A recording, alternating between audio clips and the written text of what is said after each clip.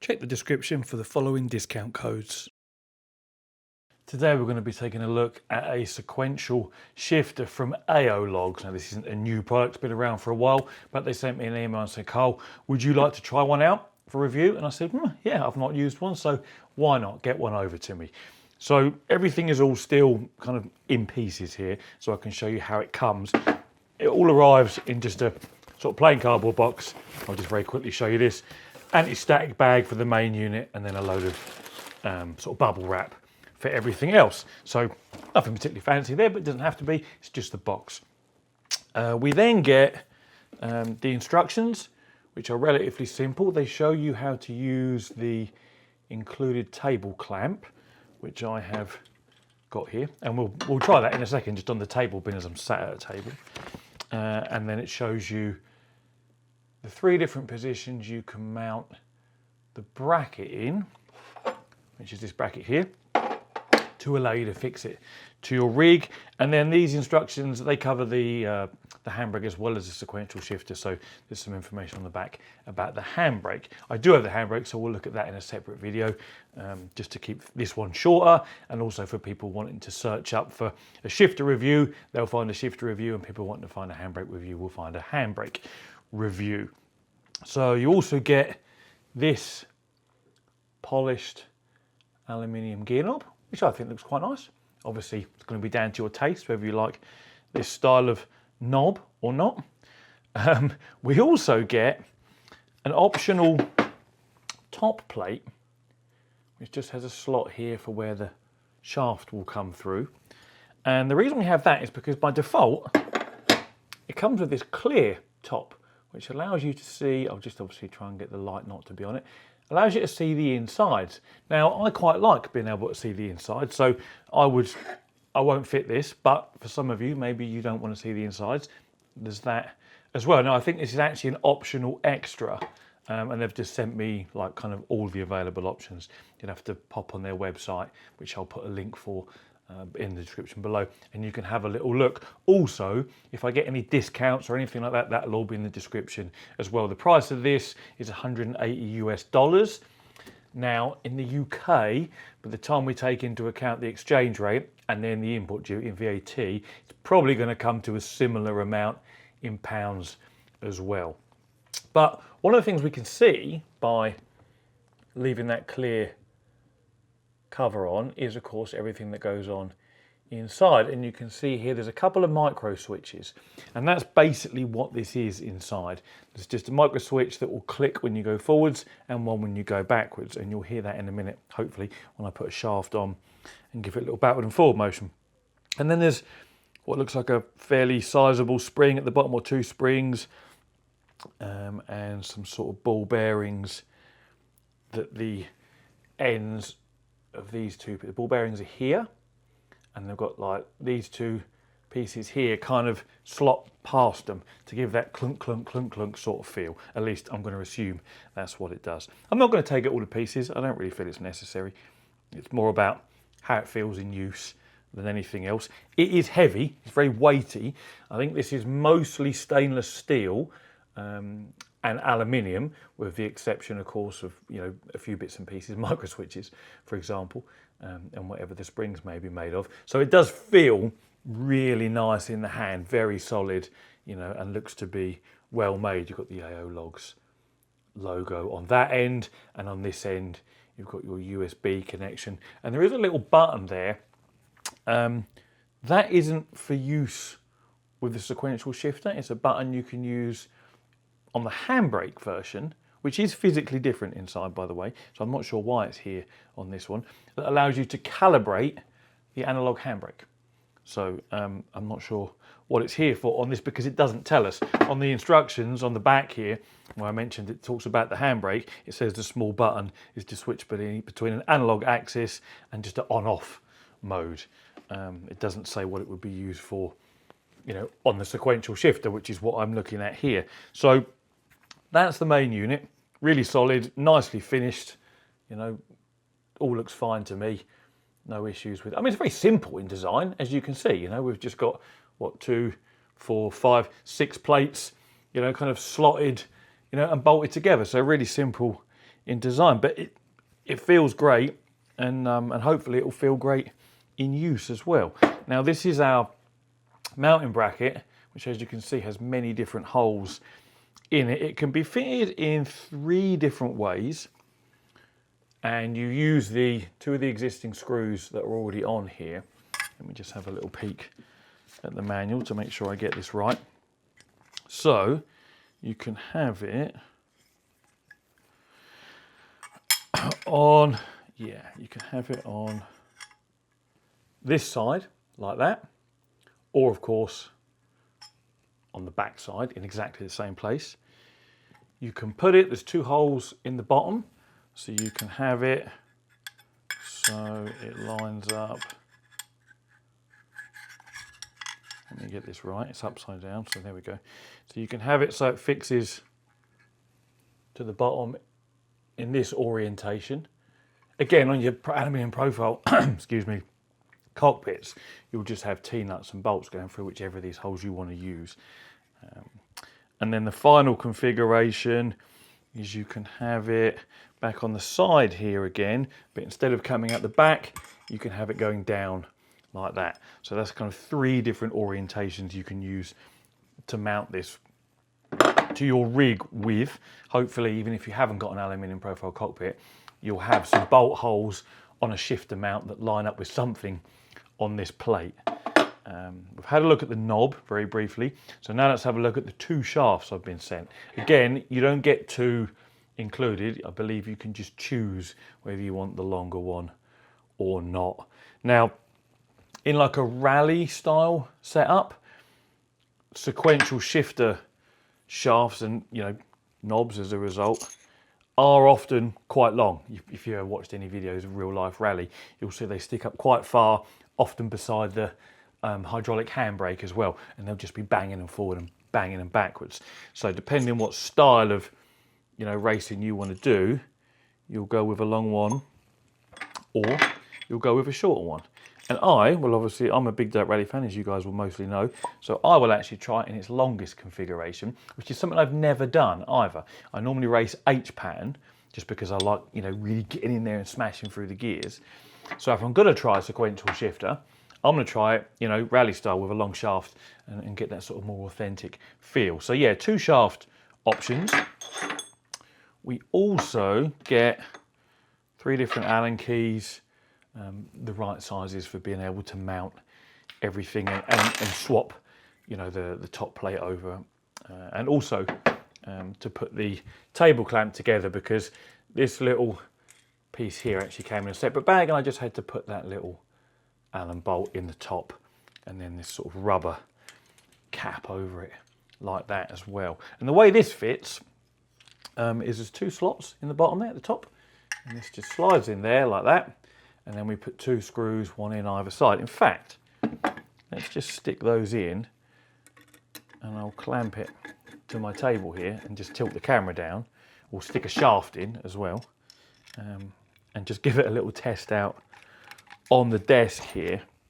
I mean, this is just you know, a typical sort of office type desk, so it's not anything particularly sturdy. I imagine it's going to rattle my desk around a fair bit, but we'll at least be able to see how well the table clamp works. I mean, just my first thoughts are that the actual sort of clamping area, that round rubber bit there, could do with being a touch bigger, maybe, just to spread the force over the underside of whatever desk you might be mounting it to. But the reality is probably going to be just fine, isn't it? So that's that attached there. Should we go with a long shaft or a short shaft? I think we'll go with the long shaft, because that will put the most amount of leverage on the shifter, and as a result, the most amount of leverage on the table clamp as well. I suppose if you, I'm going to, you know, just nip this up by hand. I suppose the other thing is, if you are racing from your desk, you've actually got the shifter. You can just about see that even. You've actually got the shifter in a fairly upright position. If I was to turn myself around and pretend that I'm sat here racing, that's actually quite a nice height. Now, interestingly, let me just tilt this down so you can see it a bit better. Yeah, you can see it quite happily fitted there. I haven't even done this table clamp up very tight at all. Oh, actually, I'll tell you what else I've missed.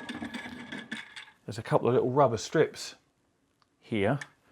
I'm going to assume they go here and here to complement this rubber here for table clamping purposes. So let's just stick those on, just to offer a little bit of protection to your desk, which is a nice little touch actually, because if you do clamp that table clamp up hard, you don't want a piece of stainless steel digging into your cheapo wooden desk, which is what I've got. Yeah, there we go. So now we've got some rubber, a bit of rubber protection whilst we operate our shaft potentially quite vigorously. So the knob is held onto the shaft by a couple of little grub screws. Again, we've got suitable Allen keyage for that, not that one, this one, yeah.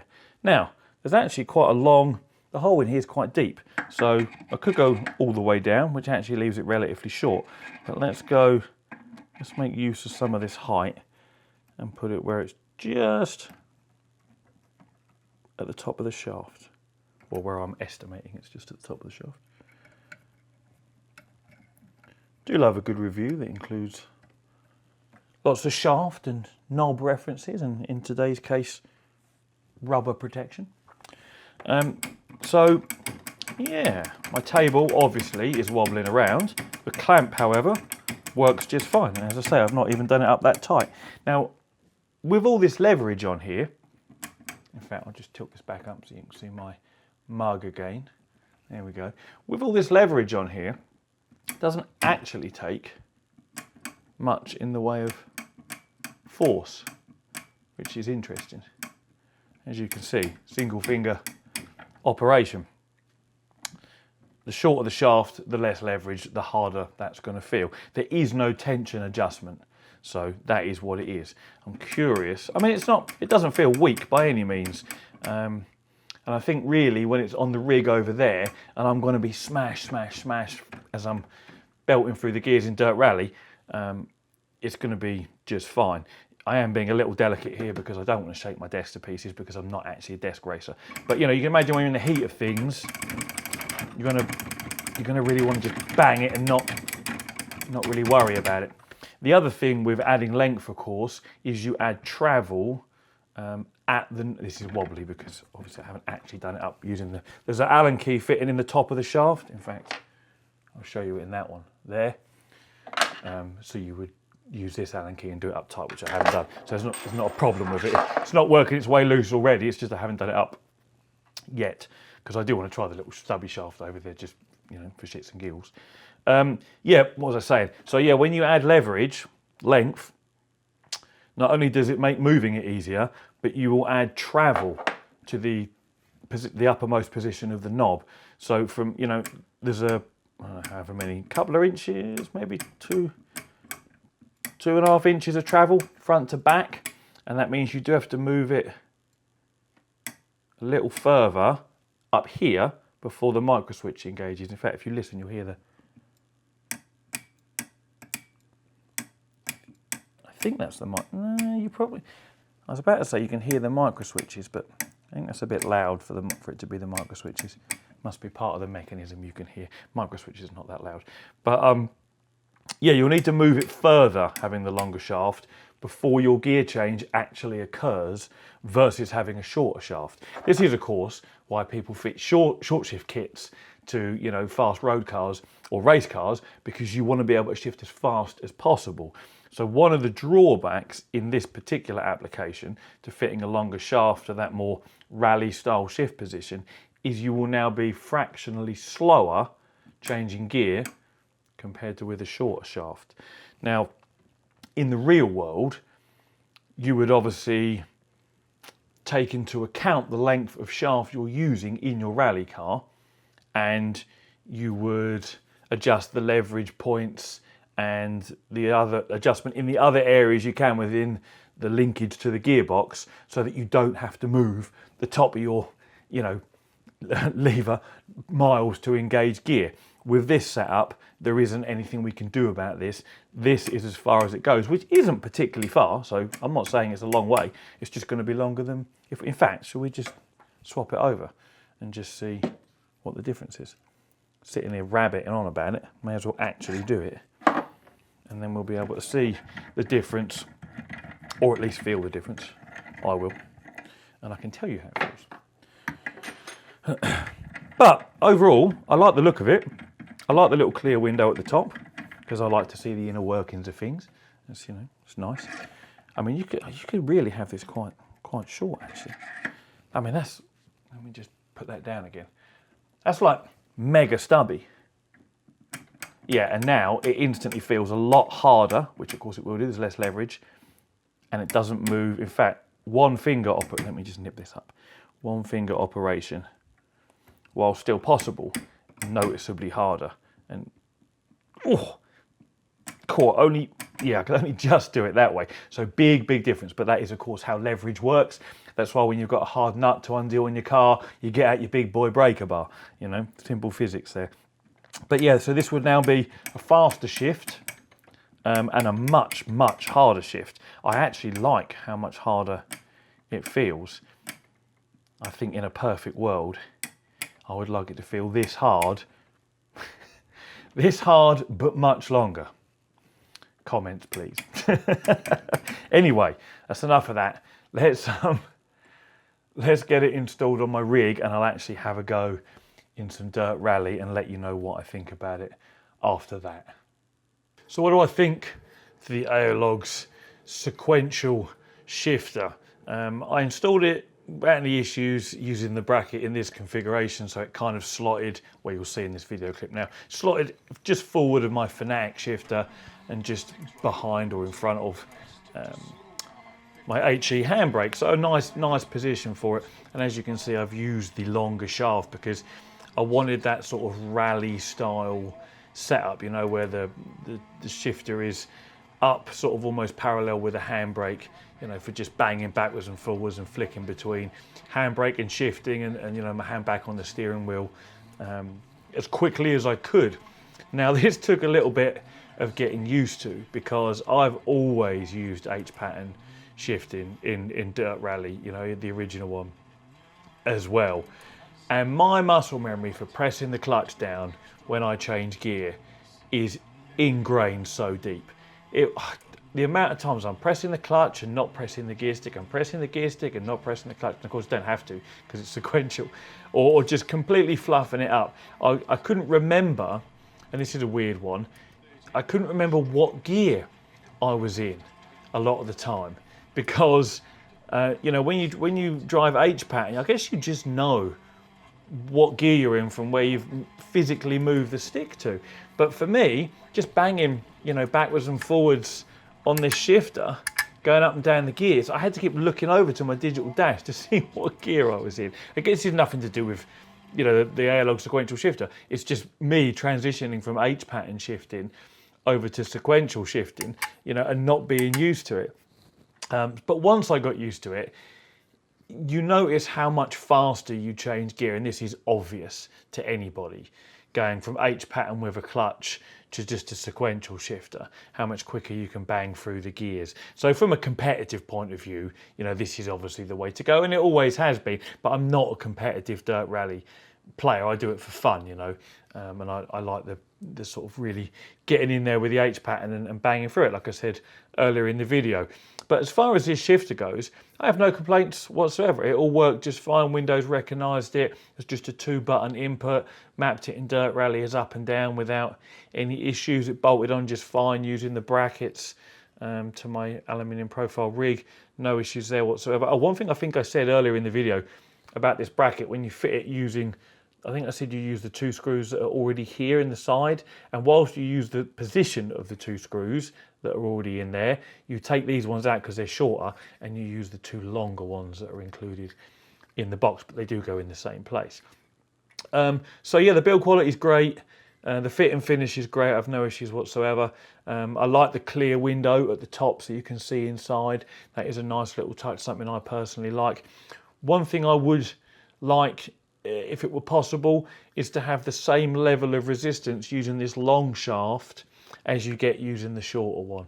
And I have no experience with a sequential shifter in a real life rally car, so I don't know how heavy it feels in real life, but for me, I would like it a bit heavier with this full length shaft on. As I explained in the beginning of the video, it's just, you know, a byproduct of adding more leverage, and because there is no adjustment and the resistance is set by the two springs that are inside there, I don't think it's something they could easily incorporate. It's just going to be the case that if you run the longer shaft, you know, it takes a lot less force to move than it does using the shorter shaft. And again, as I say, it might be that real life rally cars, they don't require a lot of force to move their shifter stick. I literally have no idea. It's funny actually, because as a reviewer of sim racing hardware and other reviewers as well, I thought about this on and off over time. We always comment about what feels realistic and what doesn't, and yet most of us have never driven any of the cars that we're using in sim in real life, so we have no clue what the force feedback from a Ferrari feels like going around Silverstone. How would we? How could we? We've never driven those cars, and probably even never driven on those tracks in a lot of instances either. So everything we as reviewers say is most definitely speculative, because none of us have the experience in all those vehicles on all those tracks using all the hardware they have to be able to compare. So it is always only ever going to be our opinions and preferences. So for me, I would prefer a bit more resistance with the longer shaft on, but I know because of its design that simply can't be accomplished. If you run the shorter shaft, then there's quite a lot of resistance, feels really, really good. But the overall experience has been great, easy to install, Windows recognised it, no problems, Dirt Rally mapped it, no problems, no problem fixing it to my rig, fit, finish, quality, all decent. So, and I think for $180, considering how sim racing equipment can be priced, I don't think that's a terrible price at all. And as I say, I will speak to them. If I can get a discount, there will be a link in the description for those of you that might want to get one. So thank you all very much for watching. I'll get the review of the handbrake up in the next couple of weeks as well. And as always, take it easy.